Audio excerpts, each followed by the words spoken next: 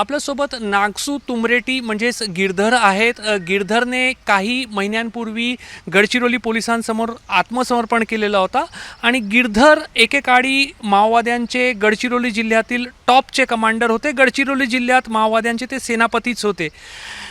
आता अपन त्यांच्याशी बोलणार आहोत. गिरधर, पिछले कुछ दिनों में दो खास घटनाएं माओवाद से संबंधित हुई हैं. एक तो माओवादियों की तरफ से लगातार पिछले 2-3 महीनों से शांति के प्रस्ताव आ रहे हैं. हमको युद्धबंदी चाहिए ऐसा वो कह रहे हैं, युद्ध विराम चाहिए ऐसा वो कह रहे हैं. और दूसरी ओर जो माओवादियों के सर्वोच्च जो माओवादियों का नेता है बसव राजू, उसका भी एनकाउंटर हुआ है.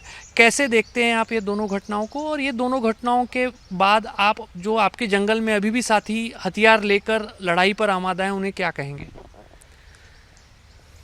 सर, आप जिस प्रश्न पूछे हैं उसके ऊपर मैं बात करूंगा. तो अब सरकार के साथ माओवादी पार्टी चर्चा के लिए आगे आई है, लेकिन ये है कि कुछ शर्तें हैं माओवादी पार्टी की. वो शर्तें सरकार के सामने रखने से सरकार का मांगना ये है कि हथियार पहले डालो, उसके बाद चर्चा हो सकती है. माओवादी पार्टी कह रही है कि हम हथियार नहीं डालेंगे, सबसे पहले हमें हमारे पार्टी के जो भी कैडर इधर उधर तितर बितर हुए हैं उनसे समन्वय करके हम बाद में चर्चा करेंगे, उसके बाद चर्चा में जो निर्णय होता है उसको हम फॉलो करेंगे बोल रहे हैं. लेकिन मुझे लगता है कि अभी सबसे पहले माओवादी पार्टी अभी के परिस्थिति को देखते हुए हथियार छोड़ना चाहिए. और अभी जो युद्ध चल रही है उसमें भी माओवादी पार्टी खुद होकर अपने तरफ से हम हथियार बंद संघर्ष को रोक रहे हैं और हम हथियार डाल रहे हैं और सरकार के साथ वार्ता करेंगे. ये अगर माओवादी पार्टी सरकार के सामने प्रस्ताव रखती तो सरकार भी उसको मान लेती.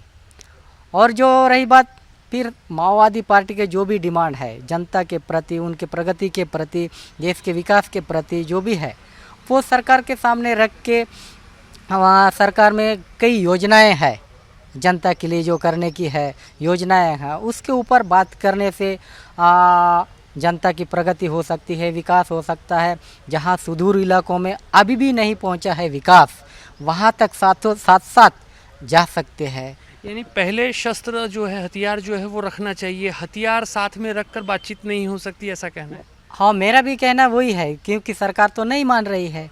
इसलिए पार्टी भी सोचना चाहिए कि देखो अब वो सरकार हथियार हथियार रख दो, उसके बाद ही चर्चा होगी. माओवादी बोल रहे कि हथियार नहीं रखेंगे, हम चर्चा पहले करेंगे. तो इसमें क्या है, अब फिलहाल जाने जा रही है और बहुत खून खराबा हो रही है.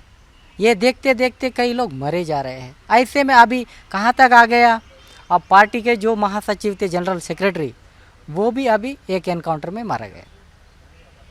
ये पार्टी का इतिहास में देखे तो 1980 के बाद ये पहली बार इतना बड़ा पार्टी के जनरल सेक्रेटरी मारा गया है. बहुत बड़ा नुकसान है. ये सोचना चाहिए माओवादियों ने कि हथियार के साथ बातचीत नहीं हो सकती, तो कहीं ना कहीं अपनी जिद पर नहीं अड़े रहना चाहिए. हाँ, ज़रूर जिद पे अड़े नहीं रहना चाहिए. अगर शांति वार्ता सरकार के साथ एक टेबल पे बैठने की बात माओवादी पार्टी ने आह्वान किया है चर्चा के लिए, तो हथियार क्यों साथ में रखना, यही मेरा कहना है. आपने नंबाला केशवराव उर्फ बसव राजू की बात की. जनरल सेक्रेटरी, बहुत बड़ी सुरक्षा होती थी. अगर माओवादियों की एक पूरी हायरकी में अगर देखा जाए तो शायद माओवादियों का प्रधानमंत्री कहा जा सकता है उसे.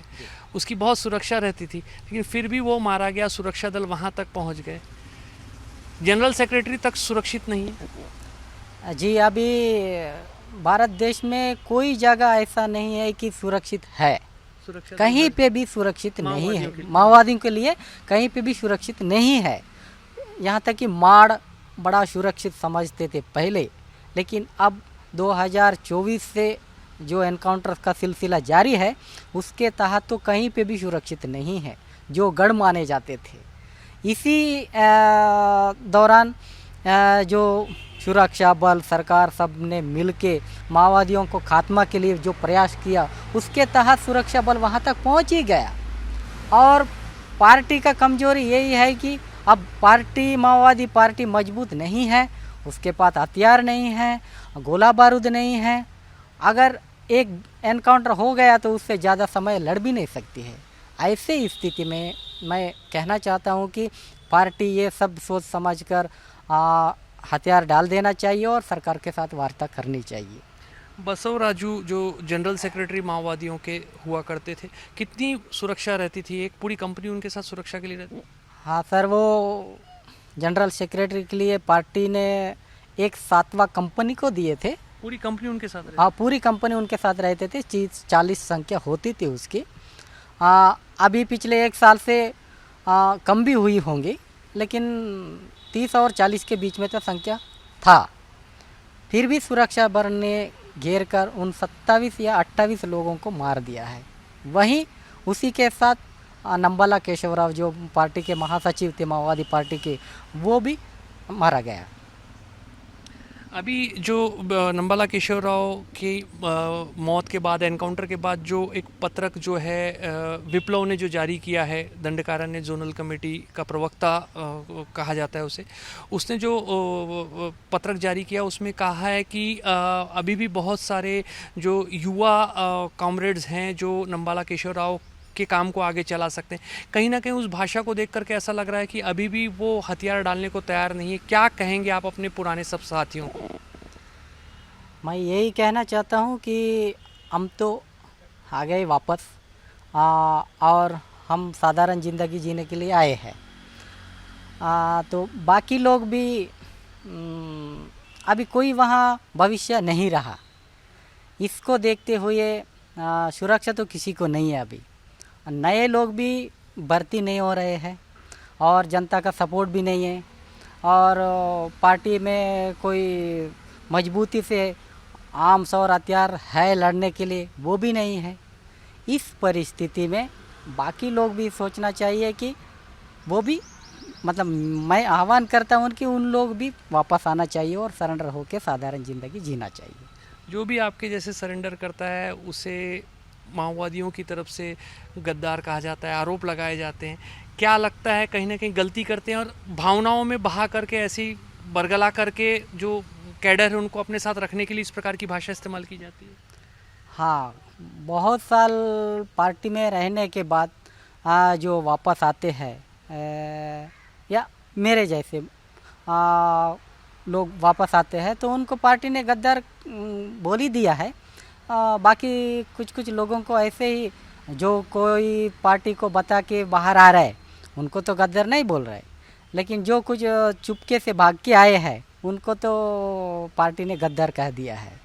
तो ये पार्टी का एक मतलब बाकी लोगों को नियंत्रण में रखने के लिए, अपने कब्जे में रखने के लिए, मतलब और कोई यहाँ से सरेंडर ना हो, भाग ना जाए, इसके लिए माओवादी पार्टी जो भागे है वो गद्दार है, वो ठीक नहीं है, वो खराब आदमी है। वो पुलिस के सामने जाके घुटने टेक दिए है। मतलब ये प्रोपागंडा करके बाकी लोगों को अपने नियंत्रण में रखने के लिए ये एक पार्टी के तरीका है। महाराष्ट्र से माओवादियों का रिक्रूटमेंट पूरी तरह से बंद हो चुका है पिछले कुछ महीनों से, या करीब साल होते आ रहा है। एक भी नया कैडर उनको नहीं मिल रहा है। लगभग 4-5 साल से तो यहाँ कोई नया रिक्रूट नहीं है। महाराष्ट्र मतलब अपने एक गढ़चिरौली मात्रा है। गढ़चिरौली में भी कितने 12 तहसीलों में 4-5 तहसीलों में माओवाद प्रभावित है। अभी नॉर्थ गढ़चिरौली मुक्त हो गया। अभी साउथ भी बामरागढ़ दलम तक तो पिछले एनकाउंटर में मारे गए सब लोग। तो यहाँ से नया रिक्रूट कोई नाही है 4-5 साल में। तर हे आहेत गिरधर, ज्यांनी अनेक वर्ष माओवाद्यांसोबत ते राहिले, त्यांच्या विविध पदांवर त्यांनी काम केला आणि आता जेव्हा शांतता वार्तेची चर्चा होत आहे, प्रस्ताव येत आहे, तेव्हा अत्यंत मोलाचा सल्ला ते आपल्या जुन्या सहकाऱ्यांना देत आहेत। शस्त्र सोबत ठेवून शांतता वार्ता होऊ शकत नाही, शस्त्र आधी ठेवले पाहिजे आणि त्याच्यानंतरच सरकारसोबत चर्चा होऊ शकते। आणि दुसरं की जनरल सेक्रेटरी रँकचा म्हणजे माओवाद्यांचा सर्वोच्च नेता बसवराज बाजूसुद्धा सुरक्षित नाही, त्याचाही एन्काउंटर होतो. तर जे छोटे कॅडर आहेत त्यांनी नक्कीच विचार केला पाहिजे, आत्मसमर्पण केला पाहिजे, असा अत्यंत मोलाचा सल्ला जो आहे तो गिरधरच्या वतीने त्यांच्या जुन्या सहकाऱ्यांना दिला जात आहे. कॅमेरामॅन अतुल हिरडेसह रजत वशिष्ठ, एबीपी माझा. एबीपी माझा, उघडा डोळे बघा नीट.